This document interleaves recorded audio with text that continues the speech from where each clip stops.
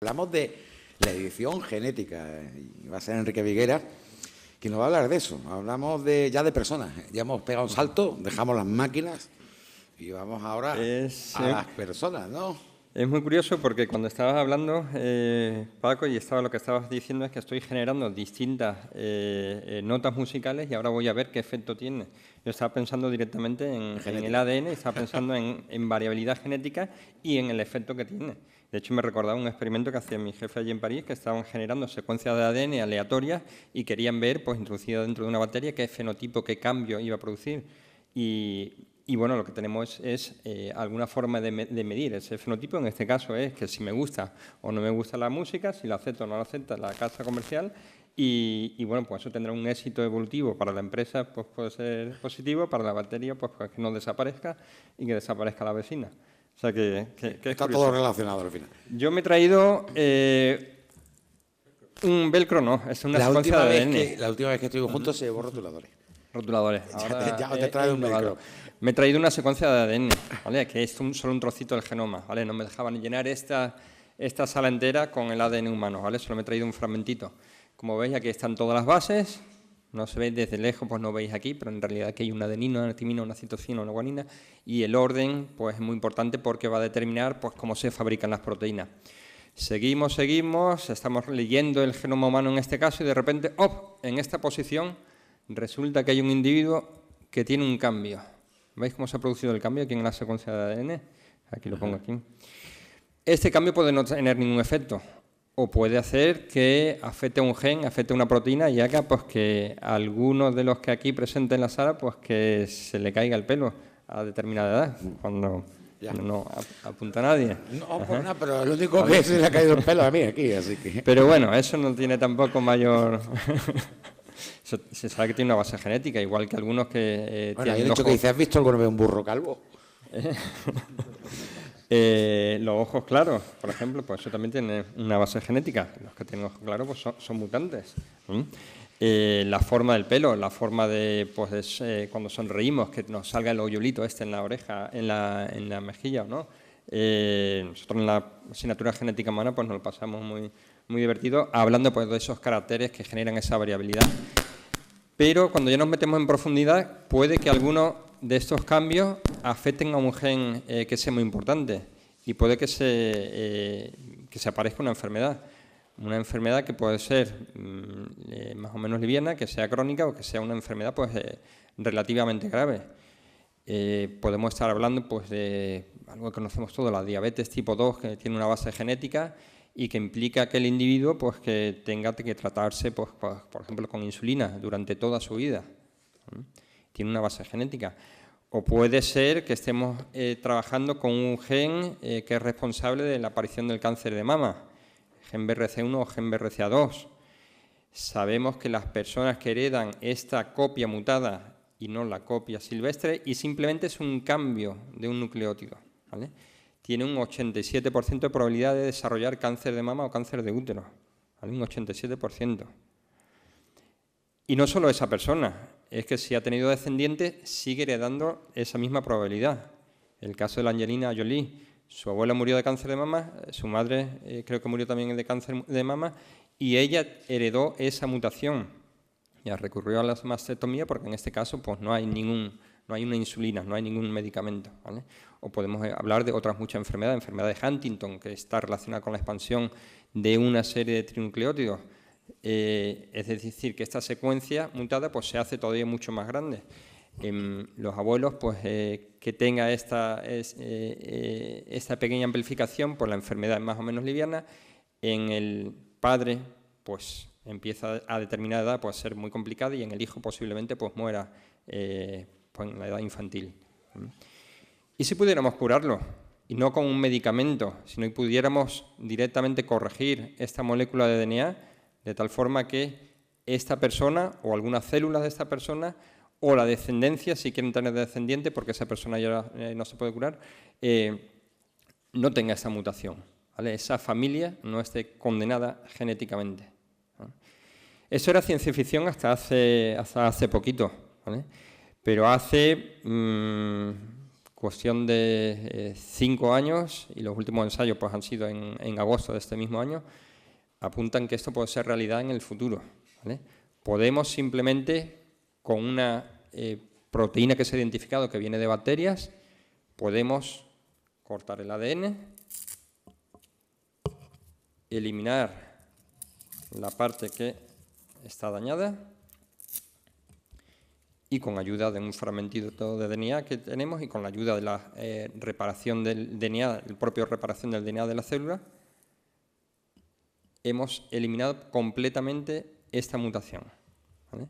Todas las células que se produzcan a partir de esta célula, que puede ser una célula germinal, no contienen esta mutación. Los individuos que surjan a partir de esta célula inicial no van a tener esa mutación, ¿vale? Hasta ahora, esto era ciencia ficción. Hasta ahora estoy hablando de hace 7 años. Hasta el mes de agosto, y con los últimos experimentos hechos en ratones, por ejemplo, se han eliminado enfermedades que eran muy graves, ¿vale? Enfermedades muy graves. Primero se han hecho ensayos en células y luego se han hecho ensayos en modelos en ratón, un modelo que tenemos esta misma mutación que afecta a un gen humano, pues se le ha metido a... Resulta que este ratón pues, tiene un gen que es casi idéntico, le hemos metido mutación y tenemos un modelo que se va a desarrollar una enfermedad similar a la del humano, ¿vale? Entonces, pues antes de hacer ensayos fármacos con humanos, pues hacemos pues, con los pobrecitos animales de laboratorio, pero son esenciales si queremos estudiar a fondo varias enfermedades. Resulta que esta técnica, imaginar pues, en lo que puede valer una técnica, la patente que cubre una técnica que puede curar todas las enfermedades con base genética, ¿vale? Estiman del orden pues, de 50.000 millones de dólares o una brutalidad que ha sido pues, una lucha de patentes que ha habido hasta hace muy poquito. Ahora mismo pues, tenemos esta técnica, se llama CRISPR, y la proteína que es capaz de hacer esta rotura del ADN se llama Cas, que tenemos aquí. Y representa muy bien, este es un seminario que dimos ayer en la Facultad de Ciencias de la Universidad de Málaga, con una estudiante que trabaja precisamente en esta técnica, que ha venido durante una estancia en mi grupo, que intenta pues, corregir, modificar esta secuencia del ADN, ¿vale? Se ha modificado en bacterias, se ha modificado en células eucariotas, en plantas, en animales y hasta en células, un ensayo que ha habido en células embrionarias humanas. Ojo, vamos a hablar ahora un poquito de la técnica, pero vamos a hablar también de las consecuencias éticas. Javier, yo he corregido aquí un gen. Disculpa, bueno, antes de que te metas en profundidad, quería resaltar no solamente el apoyo que tiene de la biomimética para ilustrar tu idea, sino también el hecho de que una cosa que ha pasado prácticamente desapercibida en tu disertación, y es que viene de las bacterias. O sea, estamos haciendo de nuevo biomimética, estamos cogiendo una tecnología inventada por la biología para convertirla en una herramienta, en unas tijeras que nos vienen fenomenal.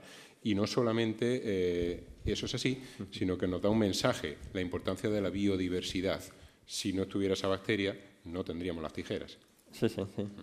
De hecho, el nacimiento de la ingeniería genética está basado en bacterias. Yo soy muy leganeto, pero digo yo, todo esto que viene producido por un gen defectuoso que tiene en X personas, se puede hacer esta técnica, se eliminan los genes malos y no hay problema. Pero es que esos genes, no digo yo reproducirse, sino que salgan en otros sitios, por ejemplo, puesto porque a lo mejor puede ser que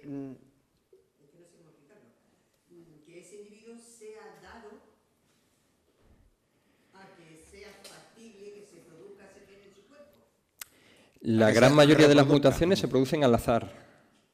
De hecho, hay un artículo reciente que dice que la gran mayoría se producen al azar durante el propio proceso de replicación del ADN. Cada 1.000 millones de nucleótidos se produce un número determinado durante todas nuestras células. Si analizáramos el genoma de todas nuestras células, encontraríamos miles de diferencias, porque se han ido produciendo muchos cambios. Algunos de los cambios no afectan para nada, otros cambios hacen que muera la célula y otros cambios, ojo, que pueden desarrollarse un prototumor. Están constantemente en nuestro cuerpo, se están produciendo células tumorales y el sistema inmune se lo va cargando, ¿vale? No hay ningún problema. El problema es cuando afecta a un gen esencial, se escapa de alguna forma del sistema inmune, etcétera, etcétera. Ese individuo no tiene una mayor proporción a generar esa mutación que la media de la población. De hecho, nosotros si BRCA1, la mutación en el gen que es responsable de un 20 o un 10% del cáncer de mama, lo corregimos, pasamos de un 87% al 5%, que es la media de los individuos que... Sí, Enrique, comenta también que en algunos genes realmente lo que hace que el gen sea perjudicial para la salud es solamente una base, solamente una letra. Sí, sí. El resto del gen es igual. Entonces, no es que ese gen con esa letra sea más susceptible de replicarse, es igual, ¿no? Sí, sí, sí. Hay muchos casos. La anemia falciforme, la ponemos siempre de ejemplo, es un cambio en un nucleótido que cambia un aminoácido y eso hace pues, que la estructura la pared celular y del eritrocito pues no sea idéntico y bueno pues es defectuoso, aparece esa enfermedad. Curiosamente, esos enfermos están protegidos contra la malaria. Entonces, por eso se ha mantenido esa mutación en la población. Sí, han agotado el inalámbrico, la batería. O sea que vamos a viva voz, vamos aquí y ahora volvemos a Se oye bien de todas formas. Sí, sí, no, es que como también lo grabamos, ya. Así que a voces.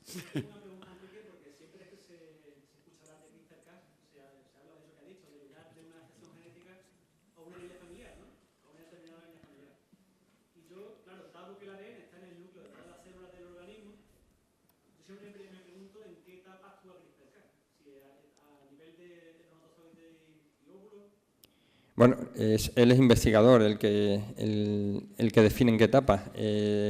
Lo que se ha hecho, el experimento al que yo me refiero en agosto, pues trabajó directamente en la línea germinal, entre el óvulo y el espermatozoide. ¿Vale?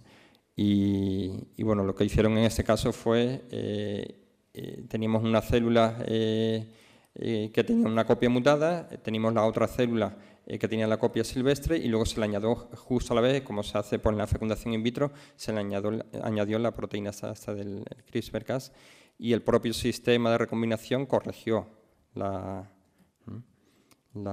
mutación.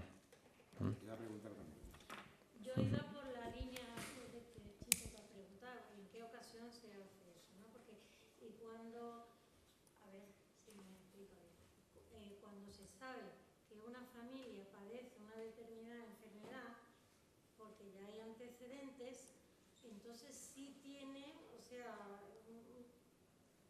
ver si me explico, sabe ese historial y entonces el próximo niño que va a nacer o niña, pues eso, ¿cuándo se le hace a ese niño? ¿A nivel uterino, cuando ha nacido o antes de...? Antes de que sea un niño, ¿no? ¿Cuándo? ¿En qué etapa? Sí. Y entonces, cuando una persona no tiene antecedentes familiares de nada, se puede producir también una mutación que va a padecer determinada enfermedad. Entonces, en ese caso no se puede aplicar esto, ¿no? Porque ¿cómo lo van a saber? ¿O cuándo se aplica? Sí. De todas formas, ojo, eso no es... Ahora mismo no está permitido por el convenio de Oviedo y de hecho vamos a tener en Málaga un evento especial precisamente sobre la parte de bioética de modificación del genoma que estamos organizando en colaboración con la Sociedad Española de Bioquímica. Eso de momento, eso no es ético, ¿vale? ¿Y dónde están los límites? Si corrijo esto, a lo mejor quiero que el niño pues además tenga el color del ojo azul y bueno, ¿dónde están los límites? Ojo.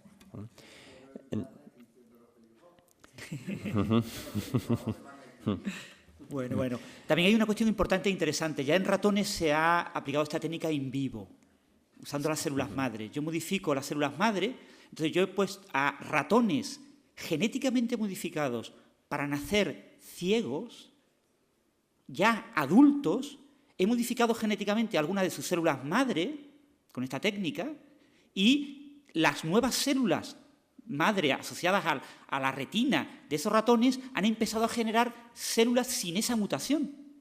y los ratones han adquirido, han recuperado la vista. Bueno, eso ya estás hablando ya de ciencia de ficción, visión. supongo, o No, estás eso hablando no es de ciencia ciencia. ficción. No, bueno, eso no ahí es- sí que viene la ética, ¿no? Ya hablamos de la modificación en tiempo real, ¿no? Sí, sí, sí. Eso es, pues directamente pues unas células van sustituyendo a otras. Nosotros tenemos todos los órganos, tenemos un recambio continuo de células. La piel se la muda completamente en varios meses. Entonces lo que tenemos es un reemplazamiento. Si se puede sustituir por una célula que tiene una copia Claro, sin pero mutar. eso da lugar a que también puedas sustituirlo por algo, vamos a llamarlo no natural, ¿no? No, natural es natural. O sea, Sí. No sé si me entiendes. Podría modificarse buscando, pues, bueno, lo hemos visto en muchísimas películas, ¿no?